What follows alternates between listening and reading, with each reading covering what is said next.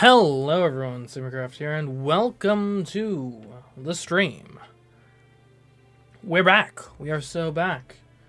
Bouncing back from having only one stream last week. Granted, that one stream was like 6 hours long, because Danganronpa 2, the chapters seem to get longer the further into the game you go there. Not that I'm complaining, because it's a good game, and I don't mind necessarily being there for a while. However, it throws your groove off a bit, doesn't it? Of like, you know, it had been like consistently every half chapter is 4 hours long, which is like the perfect length of time for a stream. And then all of a sudden we got like a 12-hour long chapter, and it throws you off a bit. In any case, hello, welcome. Today we are going to be playing some Fate Stay Night, picking up where we left off a couple weeks ago. I for one am just happy to be playing an actual game again instead of over the weekend. I've been doing a lot of observing video games, we'll say. I'm sure any of the real fans in chat know what I mean by that. Yeah. As for the schedule for this week, we've got an exciting one. So obviously we got Fate Stay Night today, Monday, 10 p.m. You're here, so I hope you're aware of that one. Tomorrow, 10 p.m. on Tuesday, we'll be playing Life is Strange Double Exposure, which is a sequel to the game Life is Strange. I think Life is Strange was pretty well received, so I'm looking forward to that one. Have I played any Life is Strange games before? No. I did, but nevertheless, should hopefully be a good time. Hopefully they don't expect you to actually know what happened in the story up to that point, in like the 3 or 4 games that came out before this one, but whatever. It'll be good. Who knows? Maybe that'll add to the viewing experience. Like, this guy has no idea what's going on. I know a lot of you Fate viewers get a kick out of that whole thing here. Granted, at least in this case, Fate Stay Night is actually, as far as I'm aware, the game you're supposed to play first in the Fate series. And then on Wednesday, we got our usual fare of Danganronpa 2 at 10 p.m.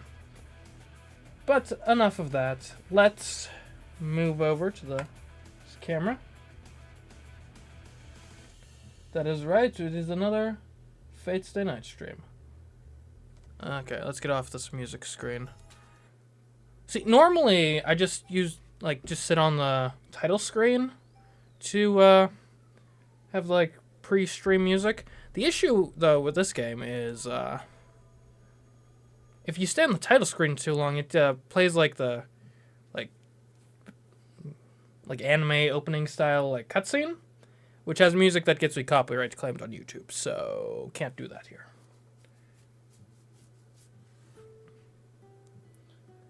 Anyway, what's going on? See you, Shiro. I'll bring something home, so be good. Okay.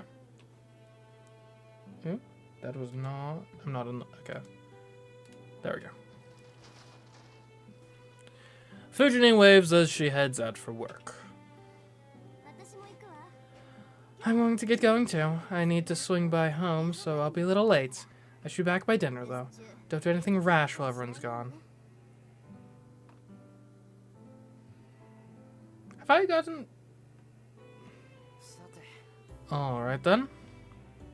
It's 7:30 in the morning. I see the two of them off without incident, so there's only one thing left to do now. Okay, we're going to continue where we left off yesterday. Let's head to the dojo, Saber. Okay, I was confused and worried for a second. I was like, wait a minute. This seems like where we started last time of the training with Saber thing. Did I accidentally not save? Which, granted, if there was ever a game where it's okay to not accidentally not save, it's a visual novel. Because you just gotta... It's like the good old days of VH... Hold on, my phone is not silent. It is annoying me. There we go. It is now silent. As I was saying, it's like the good old days of VHS. Where it's just like, well, you gotta fast forward it, you gotta rewind it. That's the only way to make things happen. VHS. It wasn't necessarily a great format, but... Well, I will say, the one of the virtues of VHS that's not get touted as much as I think it should is, while yes, it's less durable a format as compared to like DVDs or CDs in terms of like wear and tear through use of it. It's way more durable in terms of children not destroying it. Right, you can trust a 5-year-old to handle a VHS tape without really worrying too much. You're not trusting a 5-year-old to handle a DVD. Granted, not that 5-year-olds need to worry about that sort of thing anymore since everything is just streaming. Which I suppose I shouldn't say so melancholy on a streaming site, but here we are. I can't hide from who I am. Oh, are we going to be training right away? You have just eaten. Perhaps it would be best to wait a while?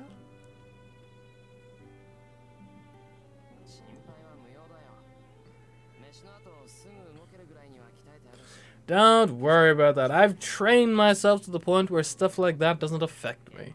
And today's breakfast was bread, right? I don't live an unhealthy enough lifestyle for something like that to affect me. Well, if you insist, I do not mind. Good, then. Let's just go. I spent all night coming up with ways to get at least one hit in. So I want to show you the fruits of my labor. Kids are stupid, man. They'd pull the tape out if given enough time. I don't think you're wrong. I do remember we had VHSs in the house when I was a child. And to my knowledge, I don't think that ever happened. If it did, it was probably like once. But the difference, though, right? And I like using public safety as the standard here. Yeah, if you look at like the handrails or something on like a bridge or whatever, it's sufficient to make sure no one ever accidentally kills themselves. However, if you're trying to jump off the bridge, it's not that there's nothing stopping you, but it's not going to stop you. I view VHS in a similar sort of way, where it's like, in normal use, they're pretty durable. Like, if you're targeting, like, destruction of them, yeah, you're gonna manage it. But, yeah, whereas, like, a DVD or CD, like, through fairly normal just use and bring it around, you can accidentally scratch it up pretty bad. Anyway. Ugh. I accidentally pause my preview. There we go. I'm unable to dodge Saber's counterattack. Both the Shinai and I tumble to the ground. Ugh. My fingers tingle where they grip the Shinai.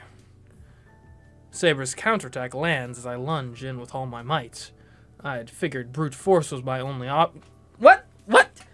You'd figured brute force was your only option? Sir, brute force is probably your least viable option, considering that you are extremely outmatched on that front. Like, if anything, you need some... Really, you probably need deception. You need, like, a look over there, and then whack her on the back of the head sort of play. Or a play dead, and then whack her while she's trying to revive you play. Not a brute force attack. No shock that I dropped my Shinai and fell right on my ass after an attack like that. Damn, I thought that would work. He's very more optimistic than me. Shiro, your expectations were unrealistic. Listen, you will not be able to defeat a servant simply by acting out of desperation. It is one thing to be determined, but you must first consider your opponents. That may be true, but I'll lose if I stay on the defensive. I have to strike if I find an opening.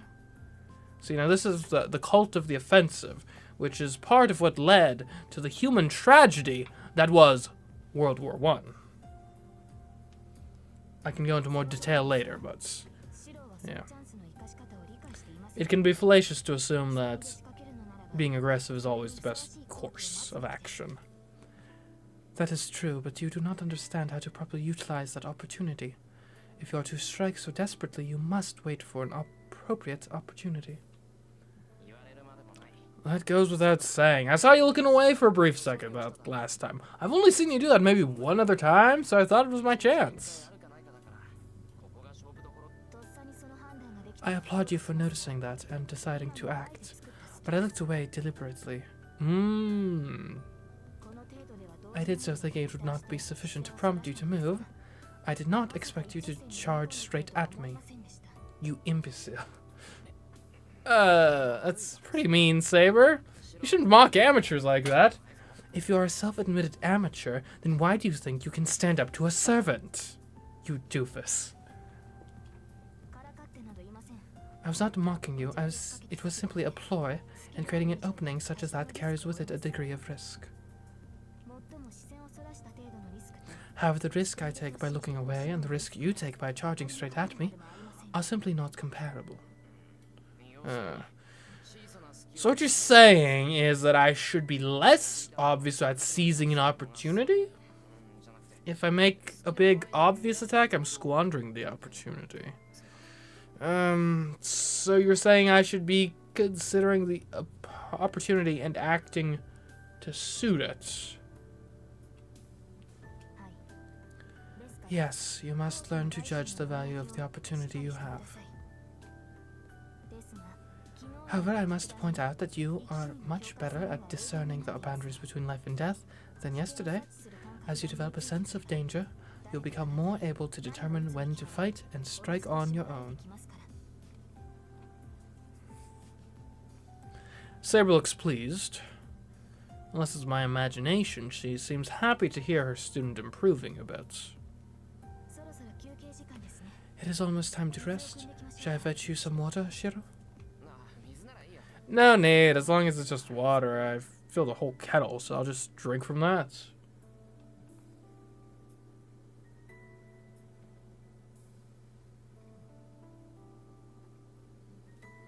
I drag my fatigued body towards the wall.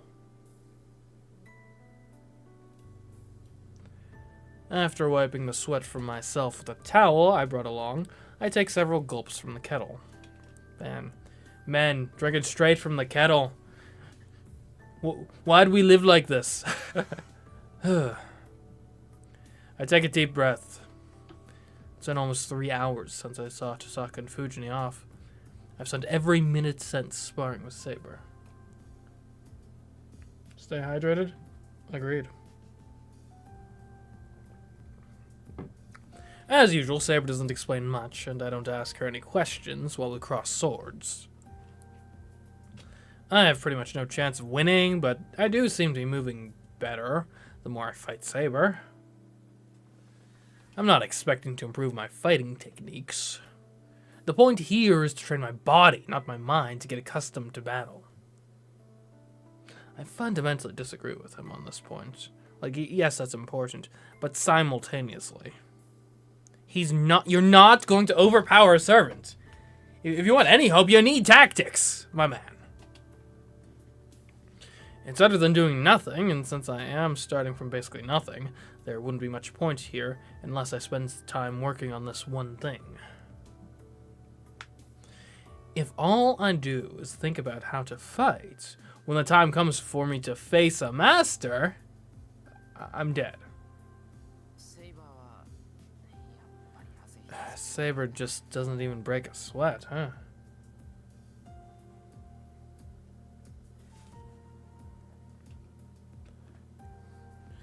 I'm a little disappointed, but I shouldn't expect to be on her level in just a day or two.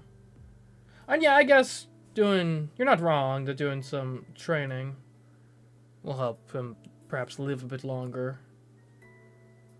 Well, I guess like, against the master, but the issue is if you confront a master, you're probably confronting a servant too.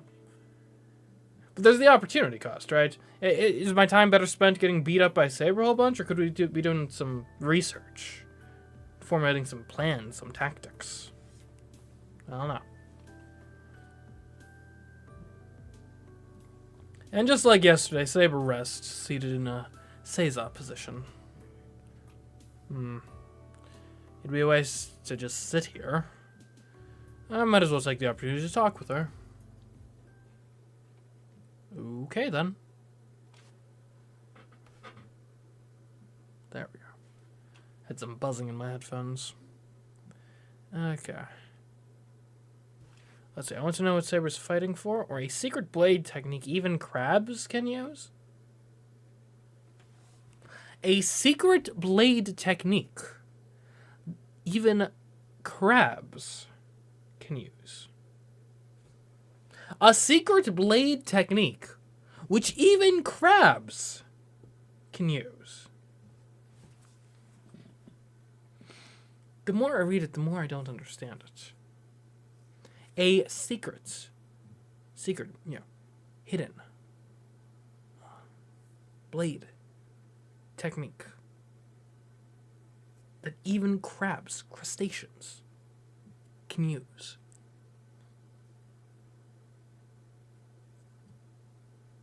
Second thought is dumb as hell. Yeah, agreed there. Agreed on that point. I almost would have selected just because of how absurd it is. But I actually think I want to know what Saber's fighting for. Why does she want to fight so much? I might be able to understand her convictions a little more if I find out why she wants the Holy Grail. But can I really ask her that?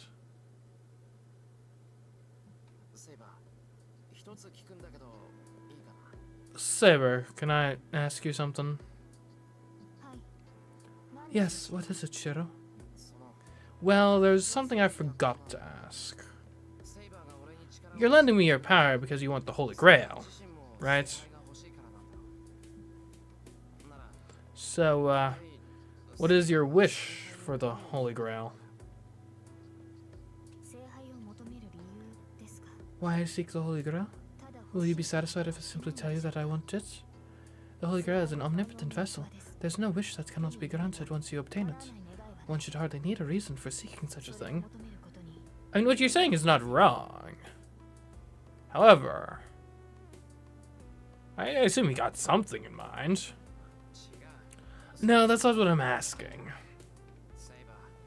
Saber, you're dodging the question. You should get into politics. You'd probably win. You know, if Saber was on the ballots against these two jokers, you know who I'm voting for.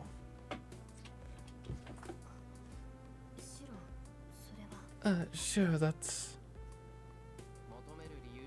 At the very least, we know for a fact that Saber is lawful good.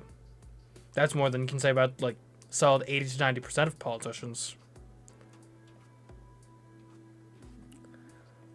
I'm not asking why you're seeking it. I want to know the wish you want granted. But if you don't want to tell me, you don't have to. Wishes aren't always something to be shared.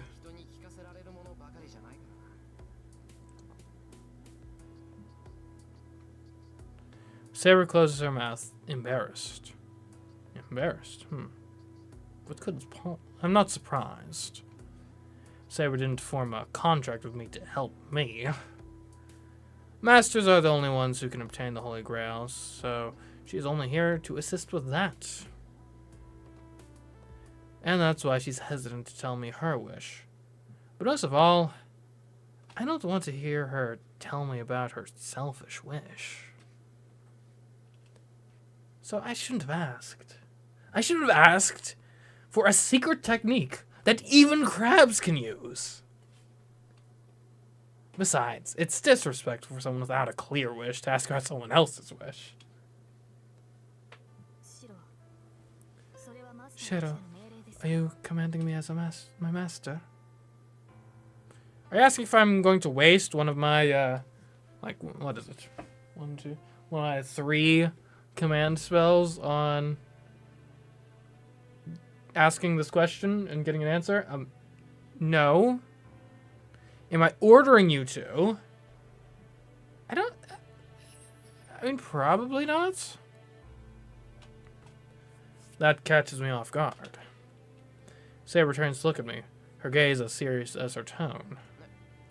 No, I'm not. I didn't mean it that way. I was just curious. Sorry for asking such a dumb question. Should have asked about the crabs. Dang it! It was a way smarter question. No. As a servant, I do not need to disclose my desire to my master. Shiro, I seek the Holy Grail to fulfill a certain obligation. I desire the Holy Grail's power to fulfill the responsibility I failed to see through to the end in my lifetime. Is that why you're so cagey? I see. Because if her wish directly relates to like a failing in her lifetime, then telling us what the wish would be, we could then reverse engineer to who she was, which she doesn't want us to know, because we're like, you know, gonna leak the info or something.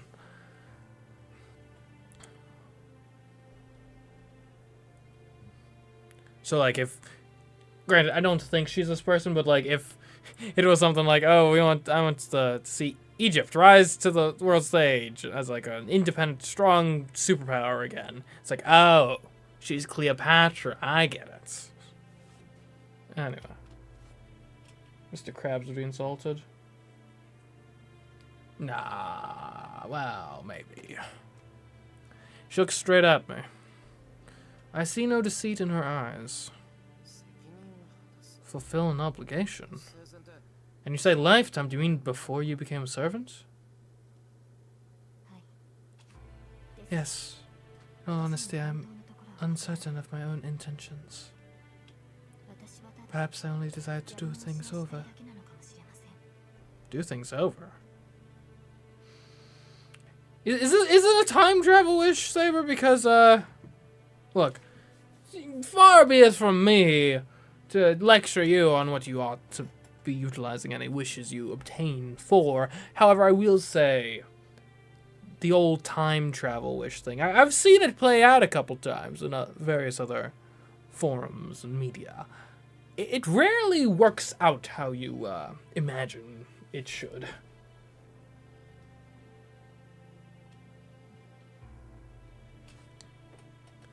Saber looks down quietly. For a moment, she looks like a lost child seeking repentance. Okay. I'm actually relieved.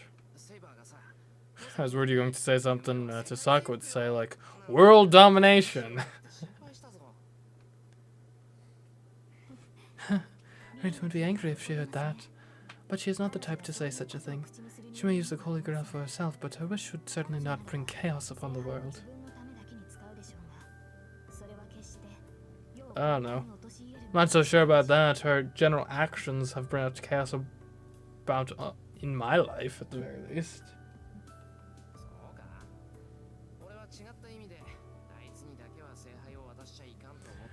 You think so? I still think she probably shouldn't be the one to get the Holy Grail. I nod to myself. All the while, Saber watches me, her expression gentle. This conversation ends here. I should never have brought this up. Should have asked about the crab move. The mood between the two of us eases thanks to the mention of Tosaka, and I decided it would be best not to pry. But the ache in my heart still remains. Even though I was relieved to know Saber's wish was not a materialistic one, I felt there was still something amiss with it.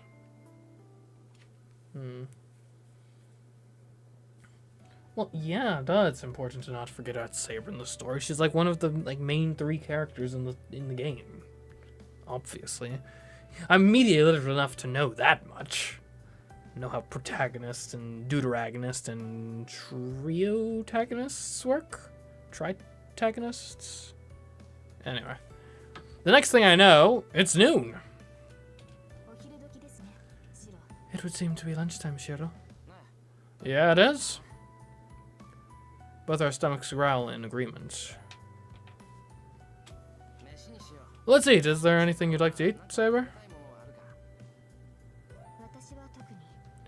Not in particular. I've been satisfied with each meal you have prepared thus far. I think this is a new Saber expression. It's pretty cute. Saber puts it kind of oddly. Well, at least she's not picky like Tosaka. I'll go do a bit of shopping. I'll probably come back the same time as yesterday, so rest in the living room until then. I kind of feel like I think I should probably be bringing Saber with me to go shopping, like for my own protection. We did run into Ilya literally yesterday while we were out shopping, which, you know, nothing happened, but simultaneously something could have happened. Yes, I'll be waiting, Shiro.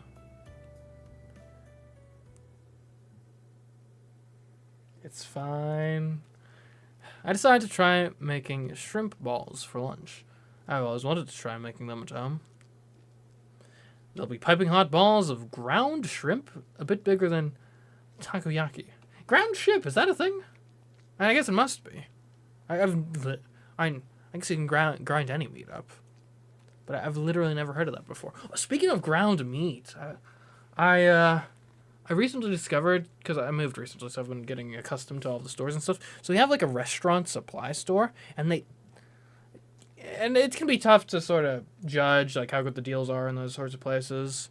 Yeah, where, you know, you were walking to like a Costco or something, like, oh, it must be a good deal because I'm buying like 2 gallons of it at once, and then it turns out, actually no, you saved like 5 cents a gallon, and then you throw out half of it because it expires before you actually get to use it, so you've functionally paid double. But one of the things that I did notice at this particular store, which immediately jumped out at me, like, okay, that is a good deal.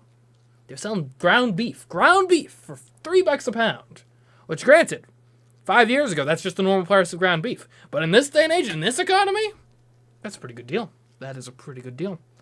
Granted, I had to buy like 10 pounds of it at a time, but you can just freeze that, and it lasts forever, basically.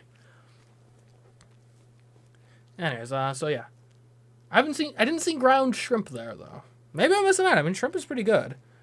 I kind of feel like part of the appeal of shrimp is like it's the experience, you know, of just, you know, inserting an entire creature into your mouth and just eating it. It makes you feel like a Titan or something from like Attack on Titan. Anyway, I bought some mustard, and I'm all set with the snacks for our 3 o'clock snack time. Oh, speaking of Titans, by the way, I heard a little while back, because you got the Titans from Greek mythology, which is like the precursor generation to the Greek gods. And there's this conception, and it was, you know, my conception of it too, as granted, that like Titans, they must be like big, massive, like towering creatures. From what I understand, that's actually a bit of a misnomer.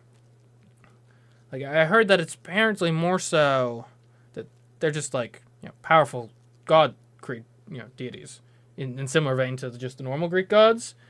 And where the misconception comes from is because in like the main myth that they're known for, the one of them, Kronos, I believe, eats his children. So then you think, oh, if he's able to just straight up swallow and eat his children whole, then he must be like some massive, like mountain-sized thing. And as it turns out, no, that's just mythology being weird. Now, granted, don't quote me on this. I read it from like a single source, so who knows? Maybe they were the ones who were wrong and mistaken, but it was interesting. An interesting read.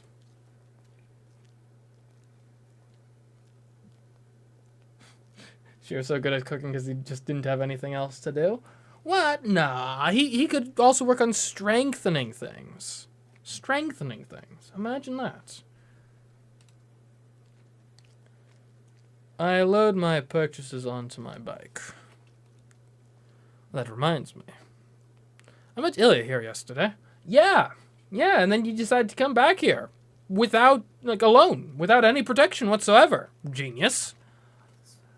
She's not here today. I wouldn't say that out loud. Well, she probably shouldn't be coming here every day. Somehow not seeing her is disappointing, though. I haven't told Saber or Tasaka about meeting Ilya yesterday. She didn't confront me as an enemy, and I'm hesitant to tell them about her in the first place. Just because she was here yesterday doesn't mean she'll show up today. So I really should get on my bike and go straight to the Emiya house or swing by the park. So the park, I'm assuming, would be the park we met Ilya at yesterday.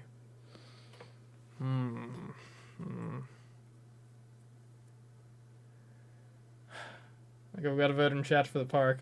I guess one thing I'm slightly uncertain of here is I'm not sure, is this a choice between like two branches of like, we got the house event, presumably having to do with Saber, or the park event having to do with Ilya, or is this a choice of like, we've got the main plot, and then the option to like, just insert like a little park detour, if that makes any sense. No choices. I have no choice. Chat has decided we're going to the park. I'm not against going to the park, but I like considering my options. What if the food gets cold? What if the frozen food thaws? What if the hot food freezes? What if they switch places? I know no one's going to be at the park, but I mean, we could go check. I mean, it's on the way. Probably.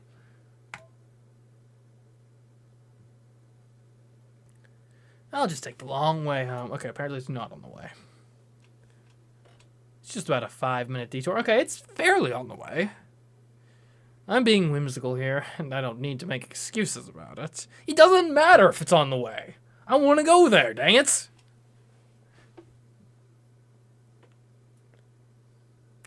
Well, it's a park.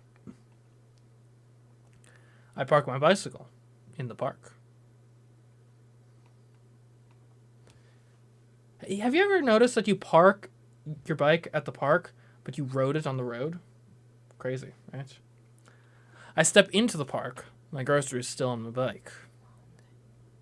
Why am I doing this in the first place? I look like such a creep just kind of coming here to the little, like, playground park thing. Like, it's not even like a nature park or something where I can, save face and be like, oh, no, I was just taking a little stroll through the woods. It's just, like, straight up, there's a slide and, like, a swing set here. And I don't have a child with me, so I can't, like, use that as an excuse for why I'm here in the first place. I just look like some sort of creep who's coming here to, like, people watch other people's children or kidnap them or something. And yeah. It's just so impulsive of me. I just had the passing thought that it'd be nice to see her. Well, ask and ye shall receive. And then I see a silver-haired girl standing off on her own. She doesn't seem to have noticed me. If I wanted, I could just leave. But if I were going to do that, I wouldn't have come here in the first place. Ilya? Who's there? It's just me, Shiro. Shiro? Is that really you? Is that really such a surprise? This park's close to the shopping district, so me passing by here isn't all that strange. I'm honestly more curious why you're here again. Do you have that much free time? Yep, you're exactly right. I don't really have anything else to do, so I came here to play. But Sela said I shouldn't see you. She said it'd be no fun to play with you because I'm going to kill you soon anyway. Well, that's a blunt way of putting it, but I get what you said. Oh, well, that, whoa. That makes it pretty hard to come up with a response. But I don't think that's true, because being with you is fun. So I've been waiting here all this time, thinking I might meet you again. Well, great minds think alike, it would seem. Or mildly insane minds, who knows? And I was considering asking you, Saber, about the super secret move, that technique that even crabs can learn. Anyways. So I'm glad you came, Shiro. Wait a minute. Don't tell me you're waiting for me this whole time. Yep. It's been a really long time. I was thinking how nice it'd be if you came here. You dummy. I thought you didn't like the cold. If you want to see me, you should have come to my place. You know what? Okay. Maybe not. If you meant saber, that'd definitely lead to a fight. But still, there are plenty of other places you could have found me. You had no trouble finding me at the shopping district yesterday. No, I can't do that. I can't go around find you myself. I just broke the rules yesterday. Just that once. So I decided to wait at a place I thought you might come, and I was right. Yeah, no real room to criticize her right now. I mean, her plan worked.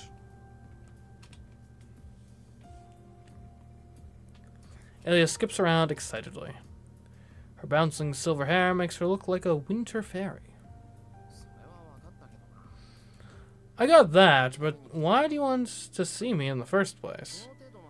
If just talking to you like yesterday is enough, I'm happy to do it again. Nope, I don't have anything in particular to talk about like yesterday. I just thought it'd be nice to see you today. Besides, we're enemies. I'll come and kill you when the Holy Grail War is about to end, so we can talk then. I'm not quite sure I find the idea of having a conversation under those circumstances all that appealing. She says it so innocently. The disconnect between her words and manner is hard to swallow. It's not that she's going to kill me so much as how unfitting it seems for her to be a master. Ilya, do you want to do that? Did you really choose to get involved in this Holy Grail War yourself? It's like grandfather's orders. I'm the best suited to be a master out of all the Einsburns since I possess a really big Holy Grail. Wait, do you already have a Holy Grail? Then what are you doing here? What are you here for? But that means you're doing it because your grandfather ordered you to? You didn't choose to be a master. Maybe. I don't really remember, but I've been a master since I was born, so it only makes sense for me to fight. That long, huh? Is that possible? That's wrong. If you're just fighting because someone told you to, you should stop. First of all, killing doesn't suit you. Because you're a girl, and girls should never engage in violence at any time, for any reason, as we've established. Oh, it doesn't sound like you're pleading for your life. You actually sound really worried about me, big brother. Yeah, do you want to save? Yep, more Ilya time. No, you didn't miss much. I got beat up by Saber for a bit, and now we're talking to Ilya again. Of course I am. I don't know what anyone else thinks, but I hate the idea of someone like you fighting. If it were up to me, I'd rather see you quit being a master and go live a quiet life. I might consider it if you become my servant. If you did that, I wouldn't have to kill you. I don't think that's how that works. What the hell are you talking about? Do you really know what it means to ask me to be your servant? Like, first of all, I mean, indentured servitude. I don't think it's illegal in Japan circa when this game came out, but I mean, who knows? Besides, there's no way I could be a substitute for Berserker. I'm saying that you should stop fighting. I'm telling you to give up your servant, so why would you need me to be your familiar? Not a familiar, a servant. Servants are always with you, right? That's why I need you to be by my side. But like, why though? Why? What do you see in me? I don't get it. Huh? Hold on a minute. Don't tell me. Does Ilya think... Let me ask you something. What is a servant, Ilya? They're mine, right? They always They're on my side and they protect me. That's what grandfather told me. Oh, hence the master since you were born comments. Oh. I see. Okay.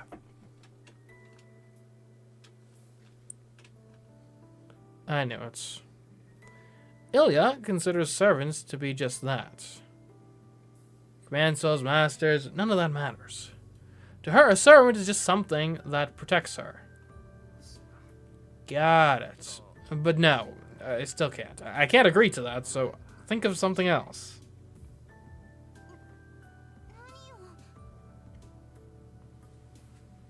What? Not good enough for you? I mean...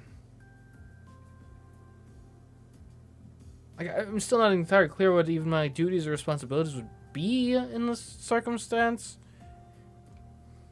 Well, it's not about being good enough. It's just that, I mean, I'm just not really in the market for that line of work. It's not my industry, I'm sorry. I'm worried about Ilya, but I know I can't be by her side 24/7 either. Ilya. I have Saber. And as a master, I need to stop other masters.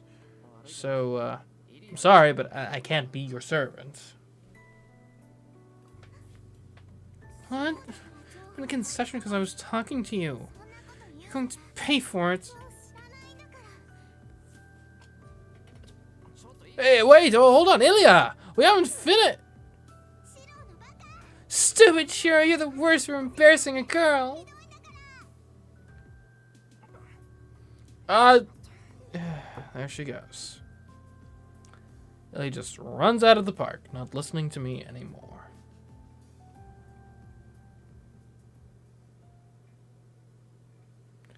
I try to follow her, but I can't find her. Crap. This is just like yesterday. I sigh and go back to my bike. But I don't think she'll just suddenly attack again, like when we first met that night. I wonder if that's why she wants me as her servant. She, like, saw me, take a strike from Berserker for Saber. Is like, oh, I need that in my life. I need someone who's willing to just recklessly give up their own life for the safety of someone else.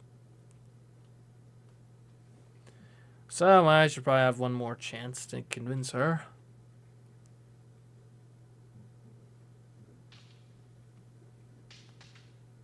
We finish eating lunch, then continue our training in the afternoon. I keep crossing blades with Saber, never getting tired of it. We keep training and only plan to stop until Saki and Fujini come home. But our training is interrupted by the sound of the doorbell. Shiro, it appears you have a visitor. Yeah, I heard it. I'm going to go get the door, so you stay here, Saber. No. Could potentially be an unwanted visitor, so I will accompany you just in case. Saber has a point. But while she's right, if the visitor is just a neighbor, they might get suspicious of Saber. The neighbors do think I'm the only one living here. I mean, then again... Well, I guess I'll deal with that if it happens. Sakura and Fujini already come and go freely, so there's no point in me worrying about the neighbors. Alright, come with me then, Saber. But if the visitor is just an ordinary person, please keep quiet. I know, I'm supposed to be your distant relative, correct? Yeah, that's our story.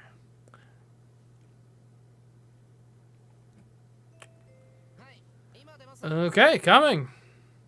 I rush to the entrance amid the sounds of incessant ringing. Pardon my intrusion. I heard you were not feeling well, so I came to visit Emiya. Oh. Hi.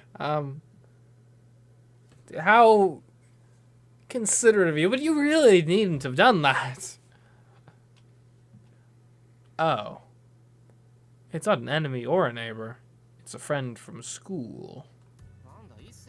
Oh, it's just you, Issa. That's a pretty rude greeting. Is that really how you should receive a friend visiting out of concern for you? Even as Issa complains, he hands me a paper bag. What's this? Apples?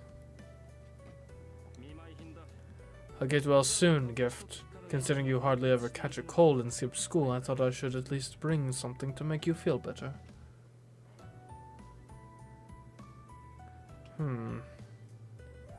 I'm grateful for his concern, but unfortunately I didn't take a day off because I'm sick. You know, this came up in Emio as well. Like, I'm like, oh, why are you missing school? Mostly because you're sick.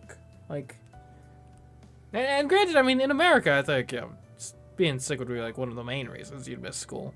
But like, yeah, I mean, there could be other reasons. I don't know. Maybe I'm thinking too much about this.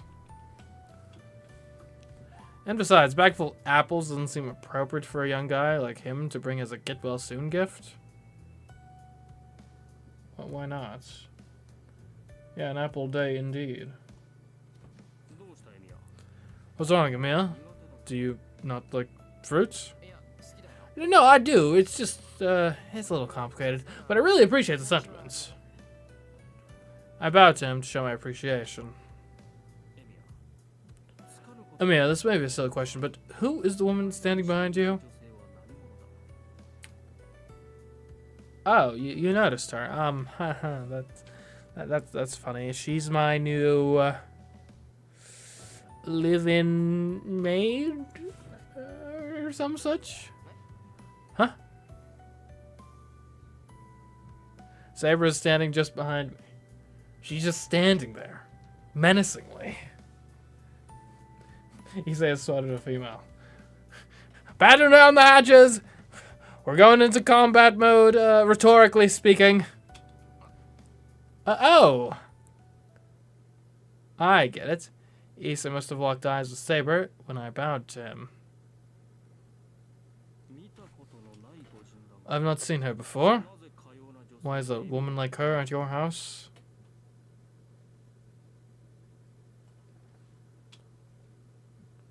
Issa gazes intently at Saber. He's extremely shy and always cold to new people, and people he doesn't like.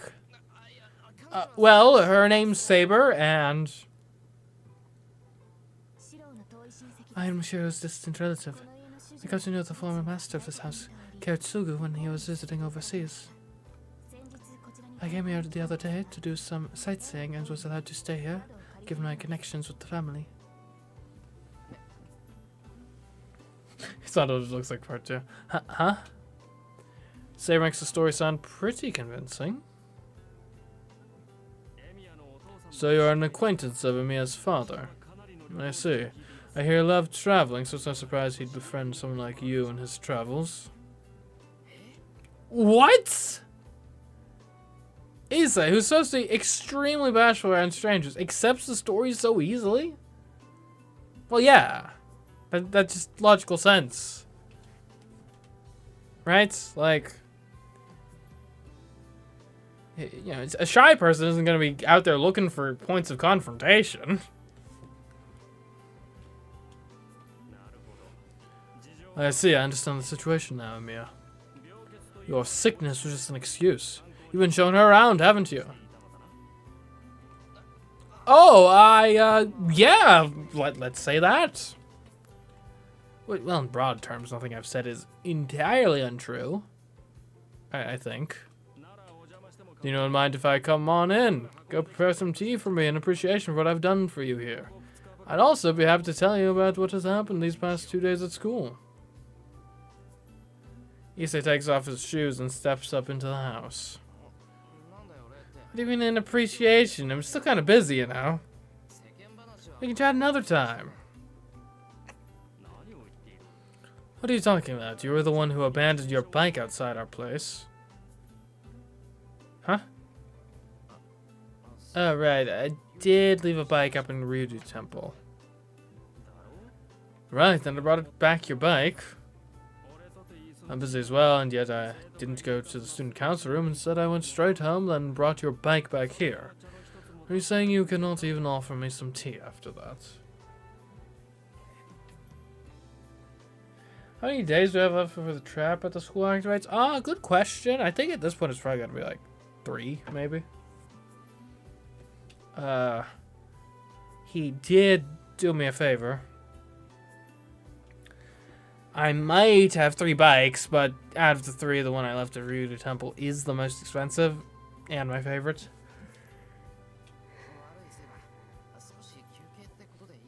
Sorry, Saber. Can we take a little break? Saber nods silently. Thanks. And you and Issei can head to the living room. I'll prepare some tea. Japanese tea for Issei, black tea for Saber.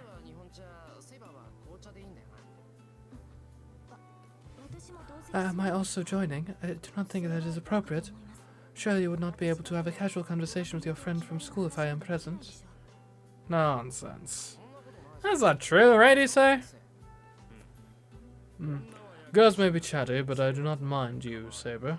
A woman as humble as you is a precious asset, like cultural heritage. Hear that? Okay, so go on ahead. Yes, I understand, but... What, is something else bothering you? If you're to prepare tea, I would like Japanese tea as well. I do not mind green tea. I was gonna ask what Japanese tea specifically was referring to. I assumed it was probably green tea, but you can never be certain. Saber is fairly opinionated for some reason. It's odd hearing her say that in her usual tone.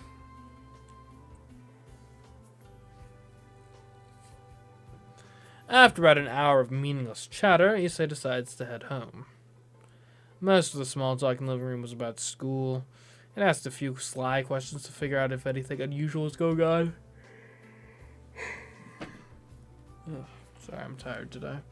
But it seems like business as usual. I'll see you. Will you be absent tomorrow too, Emil? Yeah, I'm not going to school this week. Saber needs to be with me tomorrow too. Well, it shouldn't be much of an issue if you're with her. There are a few suspicious aspects to this, but I've elected not to ask about any of it. Appreciated. Issei nods as if satisfied. Now that I think about it, how could such a shy guy warm so quickly and easily to Saber? Hey Issei, for this being your first time meeting Saber, you seem to be in a good mood.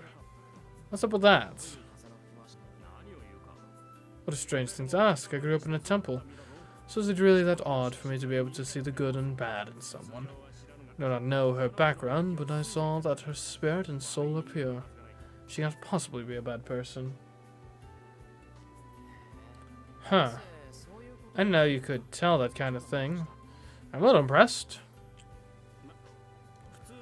I normally can't, but even an amateur like me can tell when her spirit is on full display like that. Even a monk in training will notice the holy presence of a divinity standing right beside them. Simply put, Saber is just that beautiful and pure. So she's hot, is what you're saying. And you're giving her a pass for that reason. Dang. Hot privilege. Well, that's rare. He says praising a girl. Got it. So you have taken a liking to Saber too. That's good. I was already say I wouldn't like her because all she did was listen to us talking. Of course, she's a good person. It would be hard to dislike her. Yeah, and I know she's a good person, even if she might be a bit aloof. Saber's always like that, so don't take that to mean she doesn't like you, you say. Huh? She's aloof.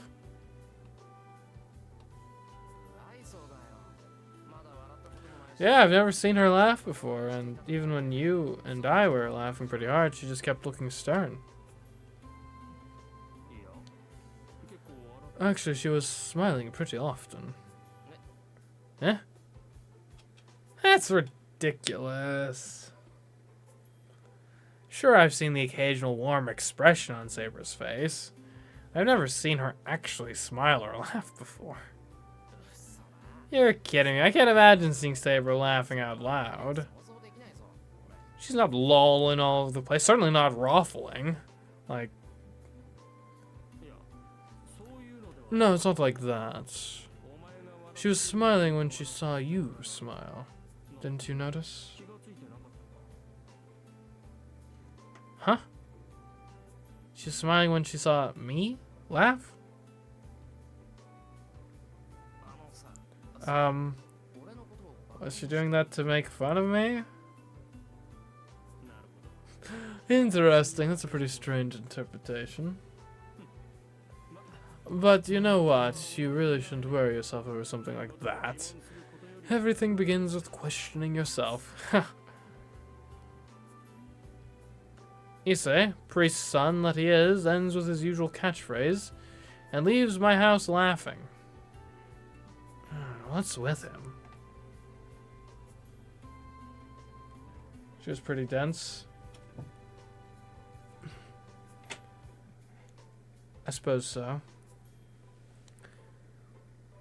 Though maybe I'm a bit dense. I mean, so far my read of Saber has mostly... I mean, she's obviously a good person, but most of that she's pretty mission-oriented. And I'm not the mission. The Grail is, so... He leaves me with his cryptic comments. Idiots. At least he could have said goodbye.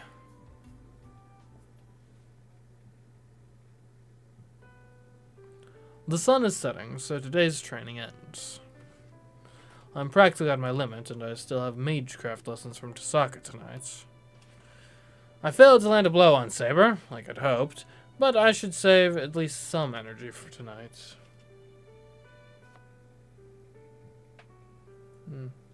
Something to chew on. It's also my turn to prepare dinner tonight. Saber went to wash up after me, so she won't be back for a while. I'm home! Oh, I see you're making dinner, Shiro! Good, good, admirable. Fujini bursts into the living room, practically a bundle of energy, and immediately dives onto a cushion on the floor. Unlike Saber, who needs to sleep over half the day, Fujini is like this all day, every day. And it's no different when she's asleep. Hey Shiro, can I have this apple? What, you want my you want to consume my get well presents? Sheesh, woman. She's holding one of the many apples on the table. Sure, they're a bunch, as you can see. Evan should eat 3 a day. Really? Then let's make an apple pie. And by we, I mean you. Now, look, I like an apple pie as much as the next guy, but if these apples are given to you for the medicinal purposes, and if you bake them into a pie, you're severely compromising that quality amongst the apples. At the very least, loading up with a bunch of unnecessary extra like carbs and sugar. Fujini takes a casual bite of the apple as she makes her suggestion. I'd put some apples I'd already washed out on the table, but I guess she's not the sort to care. What a waste of the get well gift. Misunderstanding or no, shouldn't she be a little more considerate about the gift my friend gave me out of concern? For once I should give her a piece of my mind. This is my breaking point? Sheesh. Okay, I get to decide if this is my breaking point. Fuji, where's my gift? Entitled much? She's actually going to force me to make a pie. I should hide out for a while. Or don't worry about the apples, Fujini. Eat some tangerines.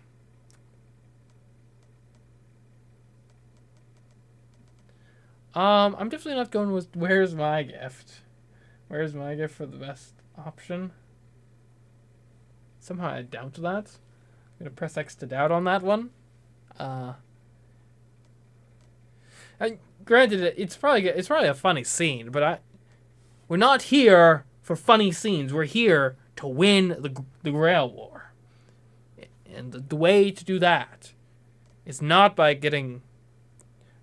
No, not by just annoyingly begging for gifts. It's lore importance? How could that possibly be lore importance? There's no way. There's no way. You're trolling me. You'll see. No, I won't see because I'm gonna pick like I should hide out for a while. That's what I'm gonna pick. Maybe.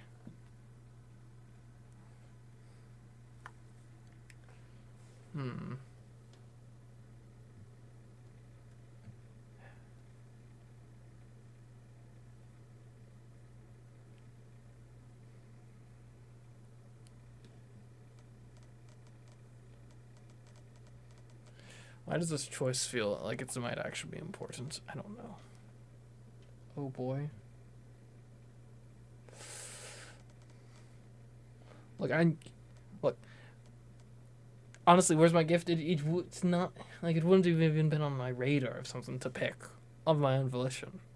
So I'm not picking it. I'm going for probably not just the svelte comeback. I just gonna go hide out for a while. Go chill. Because I'm not making an apple pie.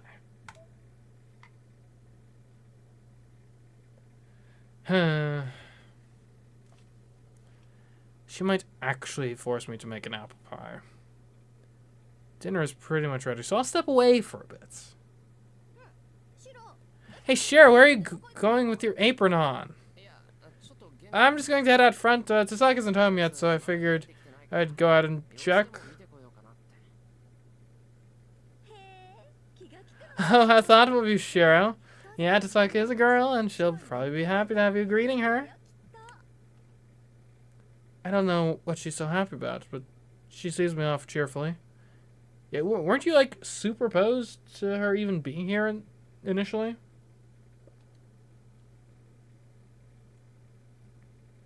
Darn. Now I really have to go outside, or it'll be awkward.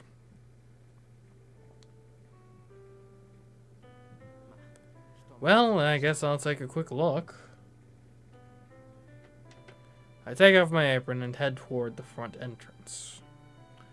But then, I hear a door creak, and the door to the bathroom swings open. Oh.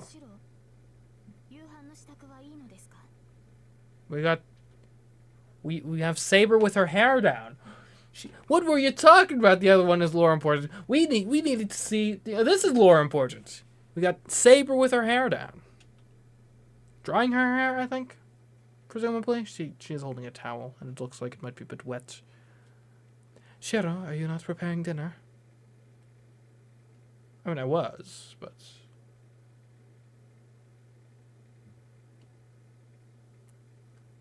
There's a brief silence.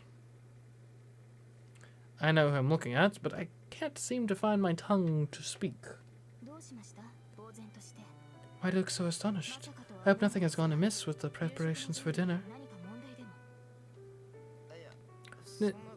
No. I somehow managed to get a reply out, but I know I sound completely stunned.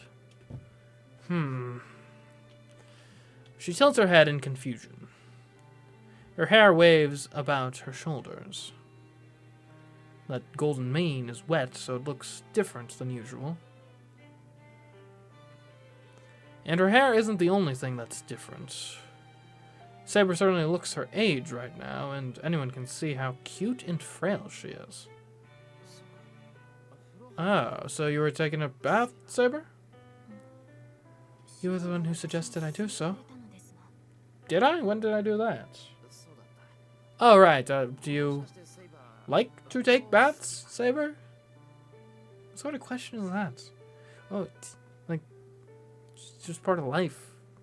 Part of hygiene. Yes, I discovered this when I became a servant. In life, I was prevented from taking baths by the prying eyes all around me. Did you ever get clean? Saber has an almost girlish expression on her face.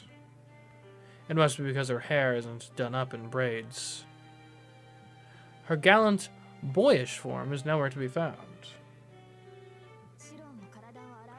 If you're going to wash yourself, please go ahead. It is going to be cold tonight, so the warm water will feel very good. Saber and I part ways, and she heads to the living room. I'm at a loss for words. I knew Saber was a girl, of course. But still, she looks good wielding her sword, and I've accepted that. That much I'd accepted. But what I just saw isn't fair to my faint heart. Yesterday, I accidentally saw Saber bathing. I didn't think it was real since I was so surprised at the time, but today is different. She really is a girl. I banged the back of my head against the wall. I don't know what to do, so I just end up staring at the ceiling. This isn't good. This is really bad. Muttering to myself, I lean back against the wall. The cold hallway clears my mind, and I find myself gradually returning to normal. Afterward, I still don't know what was wrong and what was bad. I'm completely lost.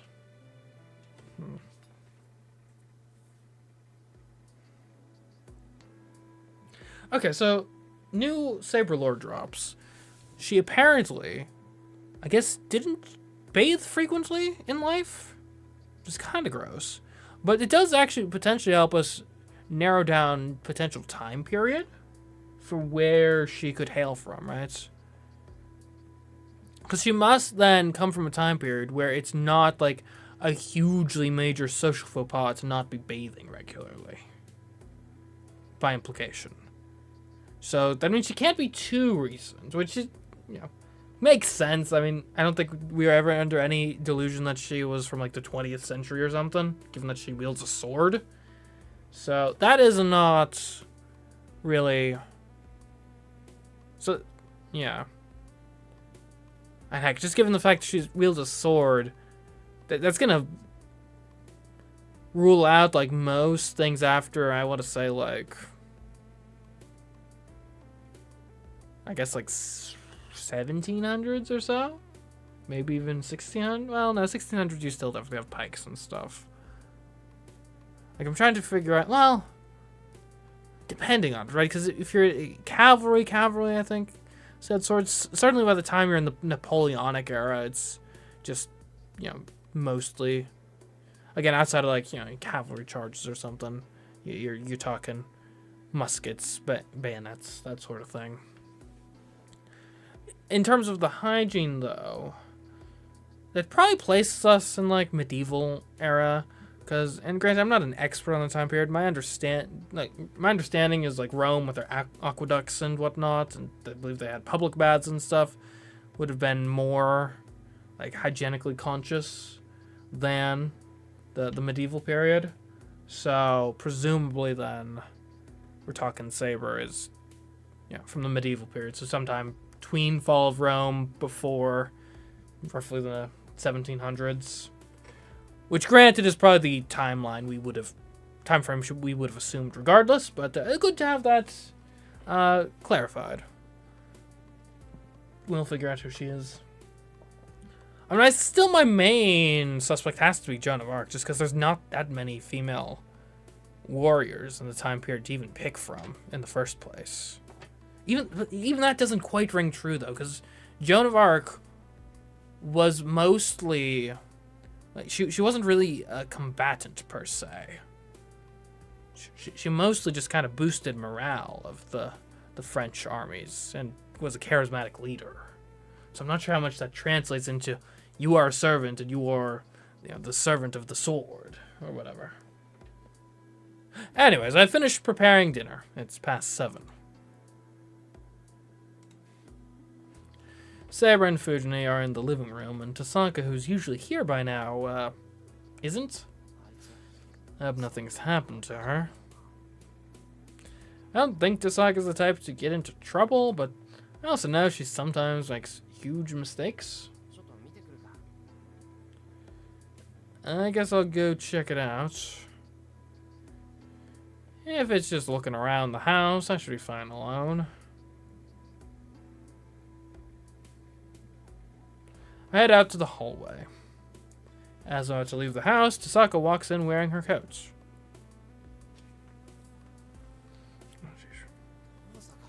Tasaka? I'm home. What, greeting me with your apron on? It's a good look for you.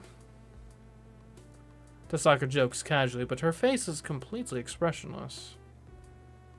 That's scary. The people who can joke like that with such a straight face are the most terrifying sort of people. Tasaka, what were you... The moment I tried to ask her what happened, I spot blood on her hand. It's a small blood stain, and her index finger is swollen. Does that mean... Tasaka, I have a bad feeling and I can't keep it quiet. What? I'm not listening if it's stupid. Actually, did you maybe punch somebody? Bingo! I gave that annoying Shinji a piece of my mind at the end of my fist. Tasaka huffs and passes right by me. Okay. So she gave him a knuckle sandwich. Honestly deserved. Like, super deserved right there. Then the bloodstain and the swollen finger would make sense. Hey, wait! Hold up, hold up, hold up! What do you mean you hit Shinji, Tasaka? Why are you interrogating me about this? He pissed me off, so I beat him to a pulp. To a pulp? What do you mean with your fists? You did it with your bare fists? Bare as can be. Bare like a grizzly. Tasaka snorts again.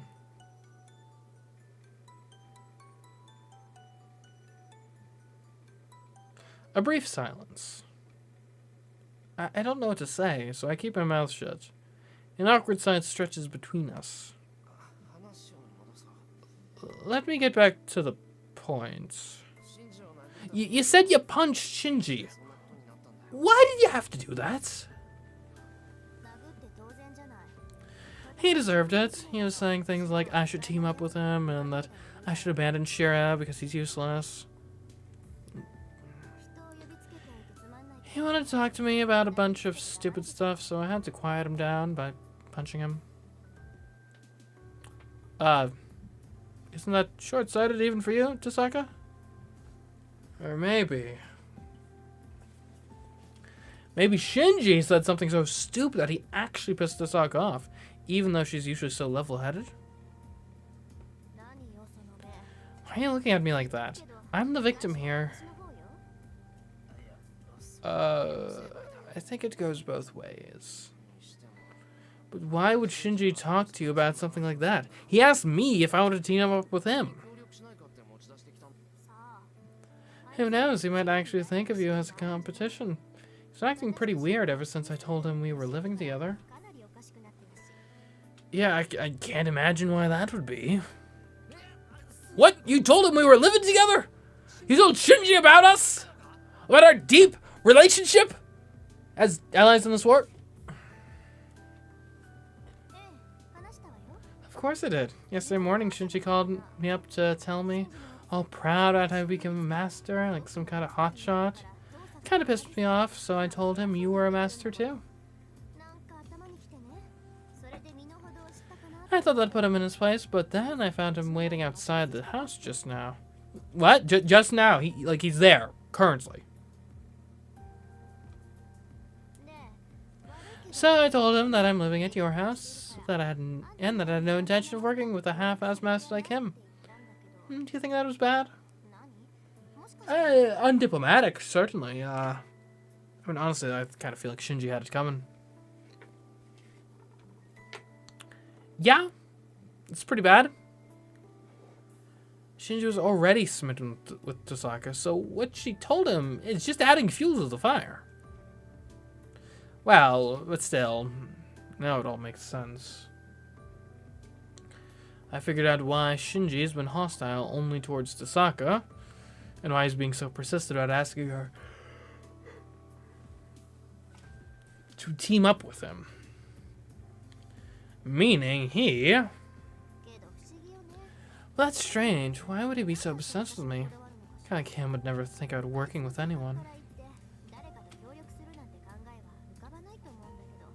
Actually, it's because Rin is special to Shinji. Nothing strange about any of this. I think you're special to Shinji. He's originally from a mage family, right? I think he admires you, since you're also from a mage family, but you still have power and a proper lineage. That's why he's so persistent with Tasaka. I think Rin's been a target for Shinji's affections since long before the Holy Grail War started.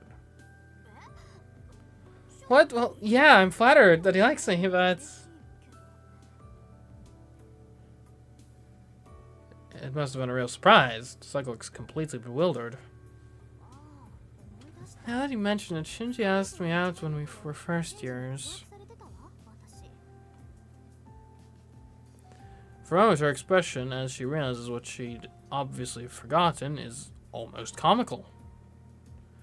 I sympathize with Shinji. Just now. Not at any other point. Just now.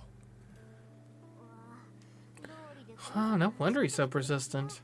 I finally get it. Well, whatever. So, how did you reply? Oh, I guess I rejected him. Yeah. Kind of saw that one coming. How have you know that I have to be the first to win? If I'm going to do something, it needs to be my own idea. And if someone challenges me to something, I don't really feel up to it. Tasaka thinks really hard, but she's acting as if she really doesn't remember. I'm astonished. She would be entirely driven by her emotions. Tasaka, I bet you're really bad at rock, paper, scissors. What? How do you know that? I know it. If she likes to make the first move, she's probably not great when she has to react to someone else. Okay.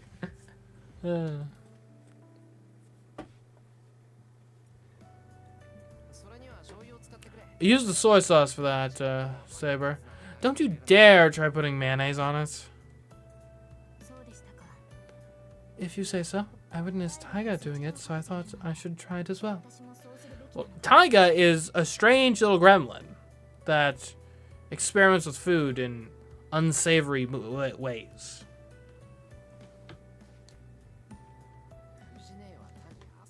Fujin is just clowning around. She's hardly a good role model, so be careful from now on. Is that so? I was referencing Sakura before, and you took no issue with that, so... Well, Sakura is actually like a proper young lady, so... That's cool. Well, I'm not mad about it. I took the time to make the meal, so I just wanted you to enjoy it. So back to our conversation.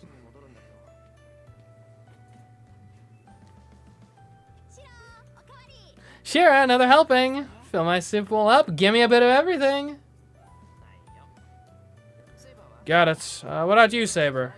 We trained harder than usual today, so you might be hungrier. Not especially, but just to be sure, I will take another serving. Got it. If I find you woke up in the middle of the night and raided the fridge because you were too hungry to sleep, I might die of shock.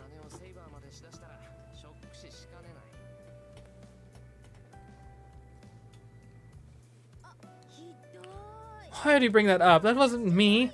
Some burglar who came in and raided the fridge. Then go tell that burglar to eat her vegetables as well as meat. And tell her not to eat all the dessert in the fridge, if that's what she was really after. Honestly, you're not like a hungry wild beast or anything. What did you just say? Don't call me a tiger! I just said beast. Your specification was all you. Well, I didn't say anything on you! Ow, who in their right mind would throw a piping hot daikon radish at me, you idiots!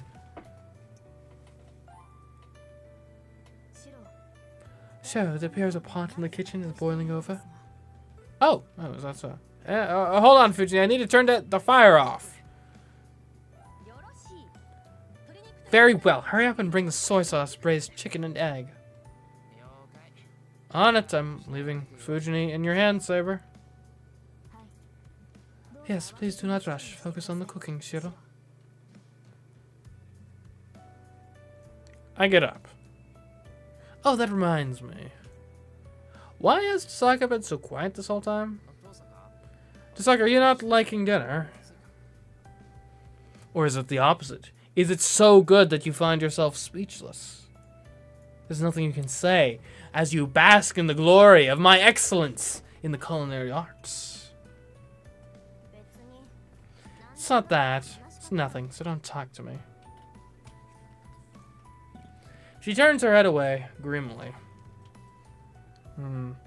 She's not the type to dwell on things like Shinji for so long, so there must be something else bothering her. Fujini goes home satisfied after dinner. Saber and Tasaka are in the living room. At first that had been awkward, but after training with Saber for the last 2 days, it doesn't feel that way anymore.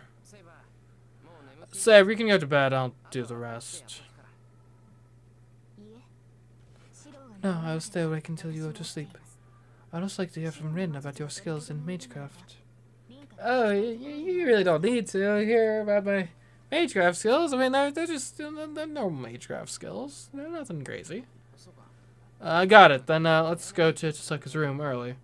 You don't mind, Tasaka? No, I don't mind. I have to say, you sure have gotten friendly with Saber. You got a problem with that? Is this not beneficial? Should we not be striving for good relationships between the members of our alliance? Huh? For some reason, Tasaka says this with the same miffed tone she had when we were eating dinner. I'm waiting in my room, so come by after you finish cleaning up. And I'll take the day off school tomorrow too. Come to my room in the afternoon.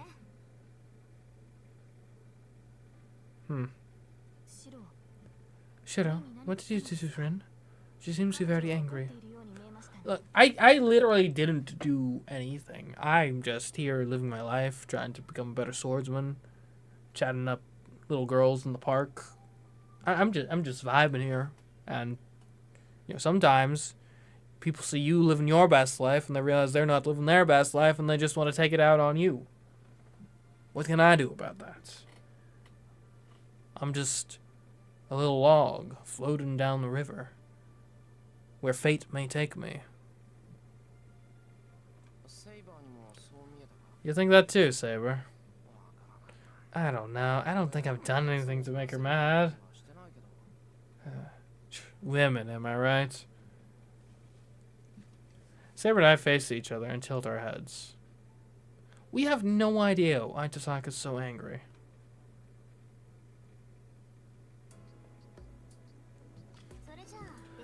Okay, try to strengthen this lamp for starters.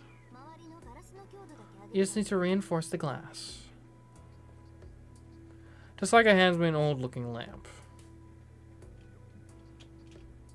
I sit on the floor. I cup the lamp with my hands and take a deep breath. Tasaka says it's like it's so easy, but I'm all tense from nervousness. I've been trying this every night, but with a success rate below 0.1%. Wait, hold on. Is the success rate below 0.1%? That's a tenth of a percentage point. That's 1 in 1,000 odds. That means I would have had to do this. You have to have done this more than 1,000 times to be able to say that your success rate is below 0.1%. Sheesh. I guess I'm glad that all didn't become like a scene that was written out that we had to experience. Tosaka says she wants to see what I can do to measure my skill, but there's nothing to measure if my strengthening doesn't work in the first place. I tried to shake off any distractions. Right now I need to focus on the lamp.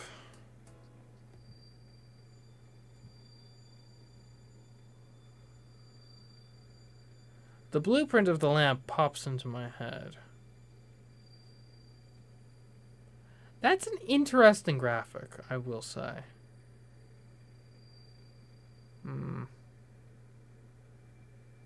I don't know. Maybe I'm reading too much into it.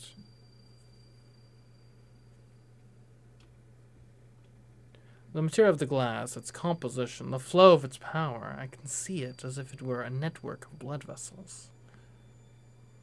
Then all I have to do is to infuse my magical energy into those vessels. I just have to do what I always do. The sensation of a burning metal rod sliding down my spine. Oh, by the way, so what? We got these like blood vessel looking things. Is Fate Stay Night like a pioneer of string theory? Like what's going on here? Magic circuits. I see. Magic circuits. But also, maybe string theory. Maybe it's one and the same. And quantum entanglement is the key to magic, as it stands.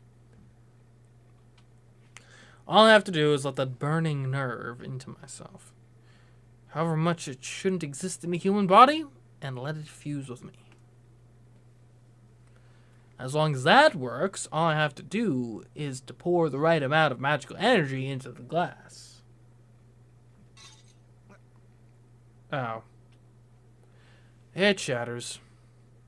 I couldn't control myself and ended up using more magical energy than I should have.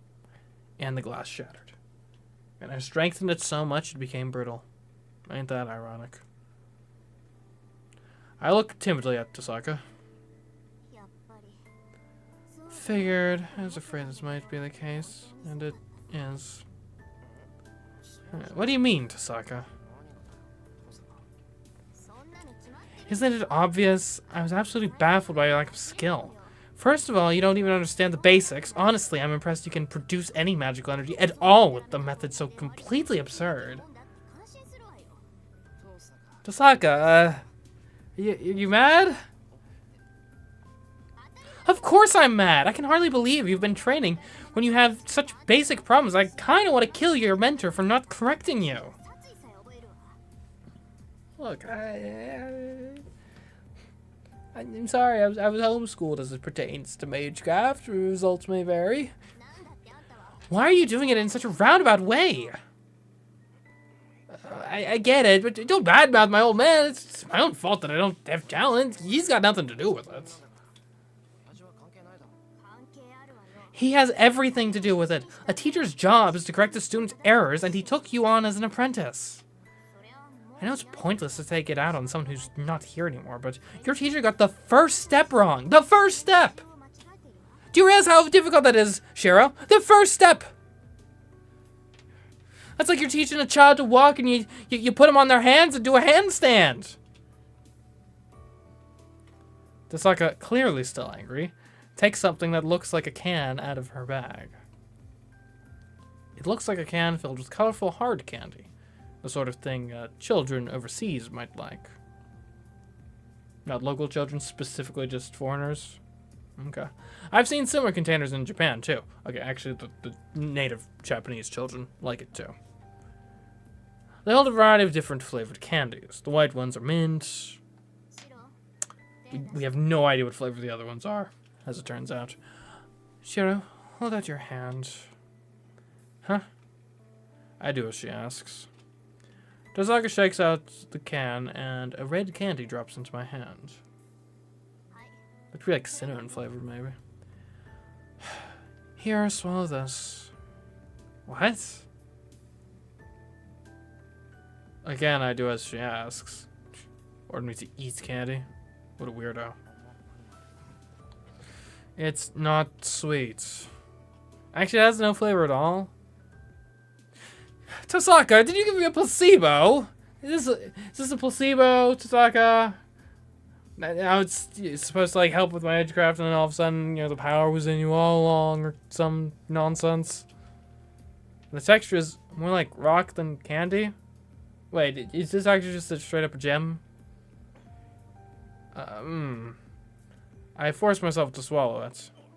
Wow, my throat's tingling. What was that, Tosaka? What do you mean? It's a jewel. Couldn't you tell? Tosaka, why did you just make me consume a jewel? A rock? Do I need to get the ER on the phone now? Like, she says it so casually. But it's totally outrageous! What? A jewel? Why? I couldn't help it. I had some medicine too, but that won't work if I wanted to correct you. I figure I need to use the strongest possible options to open up your switch. That's not my point! Why did you make me swallow a jewel? I can't digest that! Do you realize how painful that's gonna be coming out the other end? If you're going to worry, you should worry about other stuff. That wasn't an ordinary jewel. What I gave you just now is a compulsory learning device. Since you don't know anything at all, it's going to start melting soon. So brace yourself, or you'll faint. What? You said I'm going to faint so casually. Just as I say that, it starts to get weird. What? My body is burning. My limbs are starting to go numb. Heat builds up in my back in a flare of what I can only describe as pain. I furrow my brow and try to concentrate, or I know I'll fall over. Ew. What did you... I know this feeling. This is the feeling of failure. This is my body reacting when it fails to construct a magic circuit inside me. It's okay, it might be painful, but it should slowly ease up as long as you can maintain the state. Though the heat could last for 2 or 3 weeks. 2 or 3 weeks?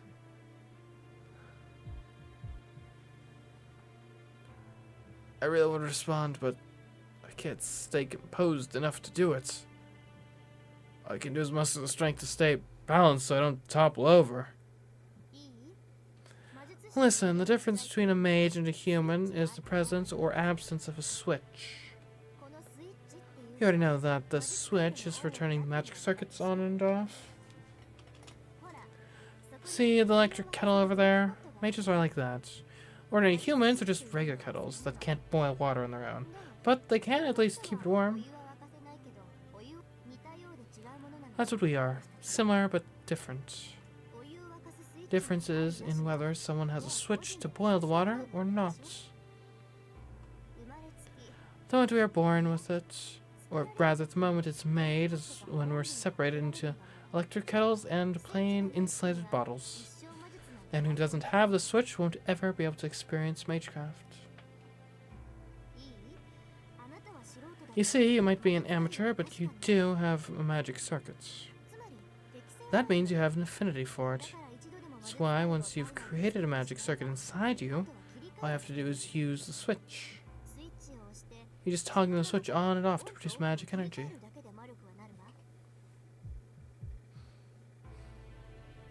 I calm my breathing. Just as Tosaka said, so long as I maintain my composure, things don't get worse. You only have to make a magic circuit once. And all this time you've been creating a magic circuit from scratch, incorporating it into yourself every time you use it. That's such a waste. Once you've created the circuit inside yourself even once, all you have to do is turn it on or off. Oh, I get what she's saying now. I get it.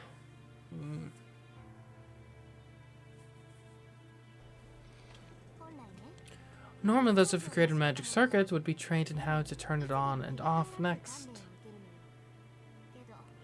But your mentor didn't do that. So you've been risking your life creating a magic circuit every time.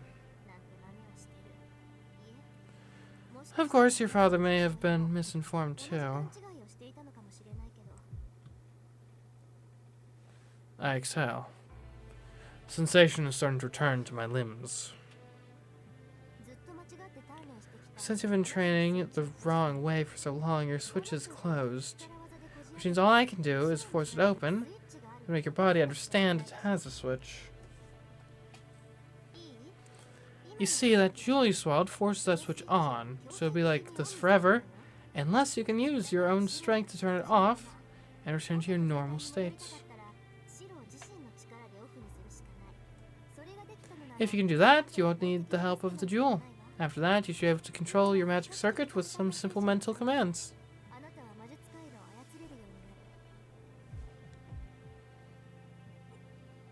I get that, but can't we do something about this burning sensation?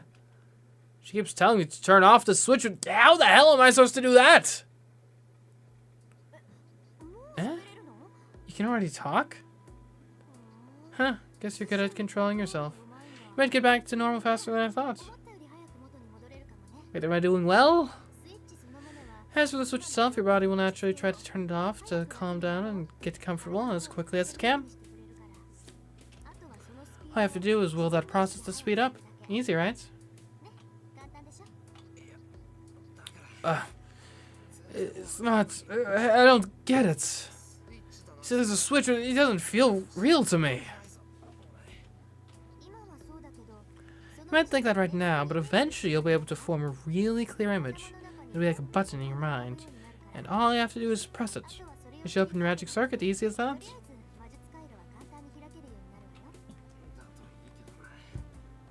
I hope so, but I just feel sick right now. I figured you would. You always closed your magic circuit after using your strengthening CMeeCraft, right?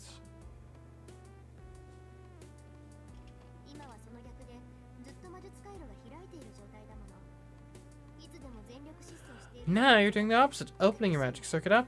It's like you're running full speed this whole time, so of course it's tough. But that's all part of being a mage. If you're going to fight as a master, turning the switch on and off will be a huge help to you. I know, you took me by surprise, but I appreciate what you did. You're right. Once I grasp the idea of the switch, it'll help a lot. So you do understand. No need to thank me, though. You're my ally, so I'm only doing this because I can't afford you to be weak forever. Tasaka huffs and looks away. Maybe it's because my body's all warm. But dazed as I am, I find myself thinking that Tasaka might just be a good person. What? Why are you staring at me like that? Nothing. I just thought you weren't really being honest. I see, you must have a lot of spare energy if you can manage to be so flippant right now. If you're fine, then you won't mind me continuing, right? Continuing what? Tasaka grins wickedly and draws closer. Hold on a minute. I still can't move a muscle, so what is she... Hey! Try doing your strengthening CMeeCraft again. You might not be able to control your magical energy right now, but you'll be no use in battle unless you can get used to being in this state. It's okay. I brought a ton of lamps. I don't know how many times you're going to fail, but I'm not going to let you rest until you succeed in strengthening. She smiles, and even though I can hardly move, she hands me a lamp.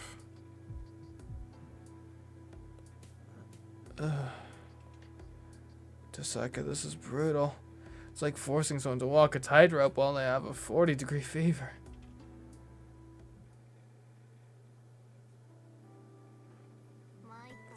Honestly, I didn't think I'd give up before you did.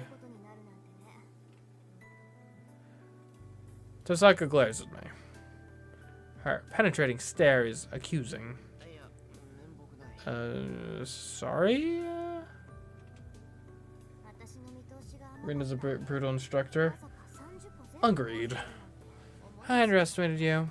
Never imagined you would destroy all 30. Sorry, that's it for today's training. We don't have anything else up to measure your skill at strengthening. What about those, like, I don't know. The clock, the bowls, the books. I see a lamp back there. You can't fool me. It's right there. A lamp. A lamp. Come on. At least I tried. I tried so hard and got so far. But in the end, it didn't even matter. Even though my body was burning up like I'd been thrown into a boiling kettle. I tried, but in the end, I didn't manage to succeed in my MeeCraft a single time. You know, if it's just the glass that's broken, you can fix it. I saw you fix the broken window in my house the other day. I can't.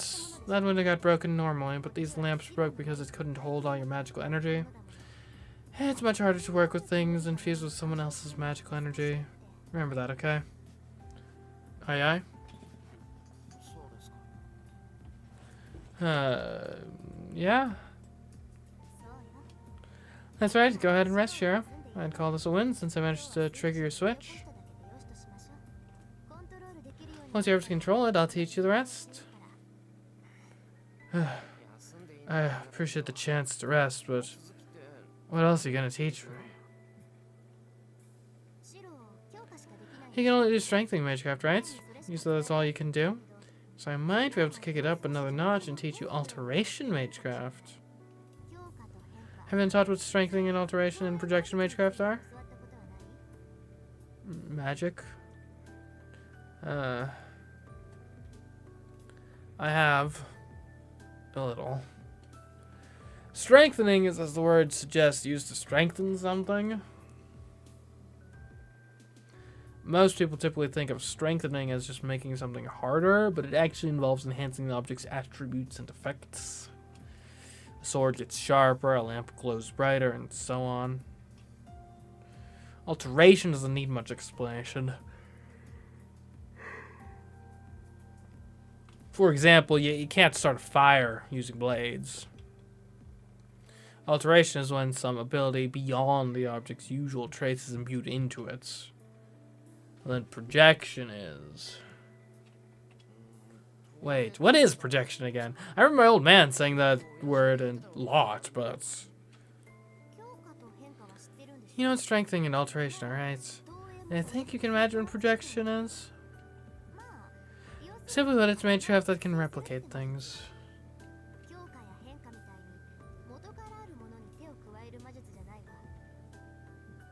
Don't think she has a Nintendo Switch. Oh, if only. Unlike strengthening and alteration, projection isn't a MeeCraft that imbues an object with something. It's essentially MeeCraft that constructs something from nothing, using only your own magical energy. Some of the most difficult disciplines. Oh, but you know that magical energy is disposable, right? Anything you create with projection will quickly disappear. Ah, yes, the laws of thermodynamics at play. If you project a sword with 10 times magical energy used to strengthen an existing sword, the strengthened sword will still be stronger. Strengthening augments something, so it's efficient. On the other hand, projection uses way too much magical energy, so it's not really used all that often. Not to mention we got like Xerox now, so not really much points. Oh, I remember now. My old man said something similar. He said it wasn't worth it, so I shouldn't pursue it. Exactly. Now, if you're done asking questions, let's call it a day. You seem shaky on your feet, so I can help you get back to your room.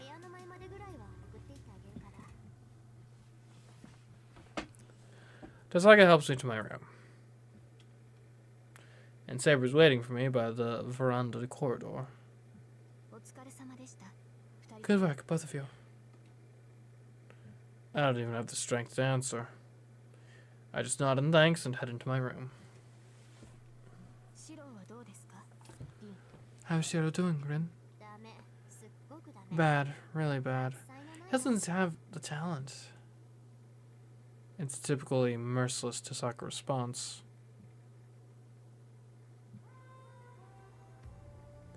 And the next thing I know, I'm staring up at the night sky. Tonight I'm not trying to run away because I'm anxious around Saber. I'm just trying to let the night wind cool my burning body and to think about what Tasaka taught me.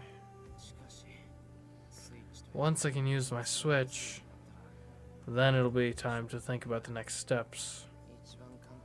If I can't even manage that simple task of strengthening, I don't know what the future might hold for me. I tried to infuse my actual energy into a wooden plank I dragged out from the shed as I mumbled to myself. A cracking sound echoes up to me. The plank cracks and my strengthening fails. I can see its structure fine, but I don't understand why I can't control my magical energy. Just like I said, I was putting too much power into it. She even said that I should just use a small amounts of magical energy and just focus on reinforcing the object's weak points. So she's basically telling me to take it easy. She doesn't have to remind me. Problem is, I can't manage to ease up. If only there was a good way to relax. The sound of barely audible footsteps just reaches my ears. This is the second time I've sensed that presence. What? I don't need anything from you. The feeling's mutual. Rin, however, is apparently concerned about you. I can't sit by and do nothing about that. I throw the plank away, glaring at Archer. Archer seems curious at the plank. He picks it up. Strengthening MageCraft, huh? Pretty pathetic quality too, I might add. What? Yeah, I know I'm not a fully trained mage. I feel bad for making your master take on extra work for me. No, that's not it. Even Rin is mistaken on this matter. Eh? What do you mean? Applying new traits to something that already exists? That's just wishful thinking. You're not skillful enough to do something like that. What do you want about? He's just saying whatever he wants. I can't think of a response. He's right. And he has First Amendment rights. I can't shut him up. I know I'm not skilled, and it's my own fault. I can't do MageCraft properly. There's no point in taking it out on him. What's wrong? You were more spirited last night. Shut up! I'm not saying anything because you're right! It's all my fault for not being good enough. I huff and look away. I don't know how I interpret that, but... In a way, I think you've been cursed with poor mentors. Archer almost sounds impressed for a moment. That's not true. Old man and Tasaka are good teachers. I'm the one who can't learn. That's exactly it. You're better off with a mage who has no talent. You know, he might be onto something with this. Because it is actually a thing where if you are, teaching and being good at something are two very different skill sets.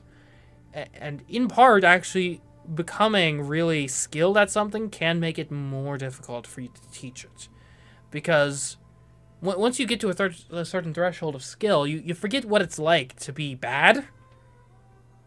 And so you'll forget to teach about errors. Like, hey, watch out for this. because the pitfalls are things you avoid at this point subconsciously. You almost don't even register that they're there because, you know, avoiding them is such a deep ingrained part of you that you're not really conscious of them, so it can make it harder to teach. Whereas if you're, you know, of less skill, to where you still have to consciously think about those sorts of things, then it's going to be easier to pass that information along. If it isn't just all gotten to the point where it's your subconscious processing.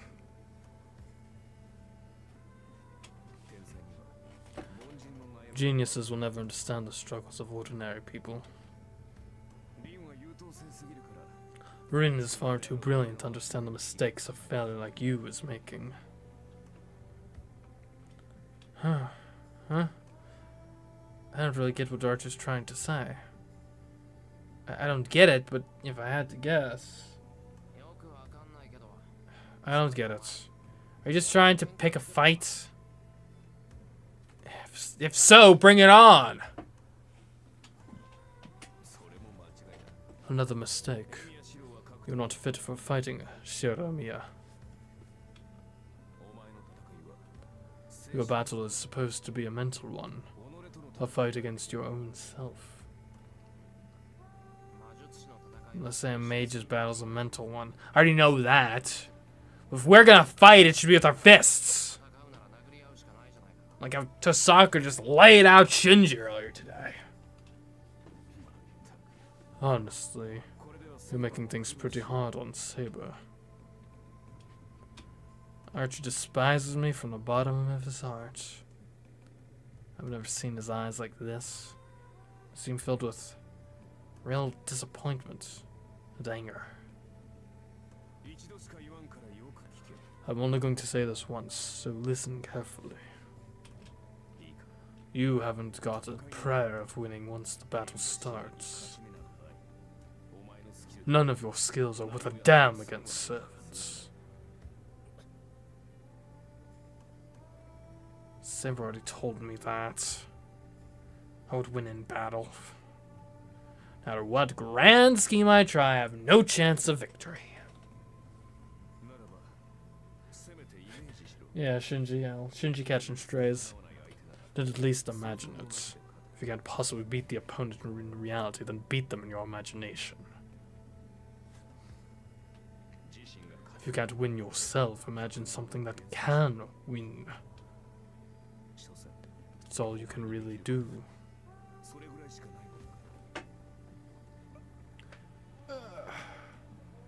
I don't know why, but Archer's words strike a chord with me. My heart's telling me not to forget them. More than anyone else, I know I should never forget what this man's saying. What a joke. I can't believe I'm giving advice to someone I should be killing. I guess a bit of Rin's softness has rubbed off on me. All of a sudden, Archer disappears. Archer's supposed to be keeping watch. He must have gone back to the roof where he can do that best. What's with him? I complain to the empty air. Naturally, there's no response. While Archer's words echo in my mind, the cold air blows over my flushed body.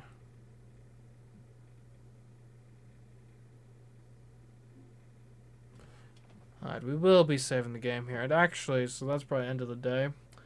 I know it's early. We're only like 2 hours into the stream. Normally like going for 4, but quite frankly, I'm really tired. I woke up way too early today.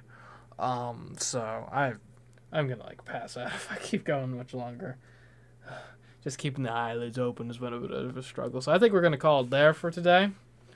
Hopefully next time we can get a bit further in. And yeah, we're at what, day like 9 or something. Yeah, so yeah, next day is going to be February 8th. But that is where we're going to call it for today.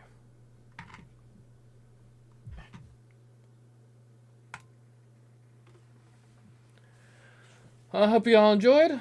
As for the rest of this week, we got some exciting stuff. Obviously, we got our Danganronpa Wednesday, 10 p.m. as per usual. But excitingly enough, tomorrow, Tuesday at 10 p.m., we'll be playing Life is Strange Double Exposure, which should be interesting, hopefully. If you enjoy this game, maybe you like that one. Probably. I mean, it's another narrative-driven game sort of thing, so hopefully. Hope to see you all then. As for next week, I know we don't have next week's schedule up right now, but I figure since, obviously, normally I'm going to go over that at the end of next stream. Fate Stay Night for next week, it's probably going to be on Tuesday, I imagine. However, probably like in the morning or possibly the afternoon. We'll see. Why? I'm a bit of a political junkie. I like seeing the election results live, so yeah, there's that. But yeah. So yeah, Fate Stay Night probably might be a morning schedule for Fate Stay Night next week. So, or who knows? Maybe we'll do Emio next week instead. I don't know. We'll see. It's tough. I got the 3 slots, but have sort of like 4 things I want to work at. So we'll make it work though. We'll make it work. But anyways, until next time, I've been CMeeCraft, and I'll catch you in the next stream and or video. Goodbye.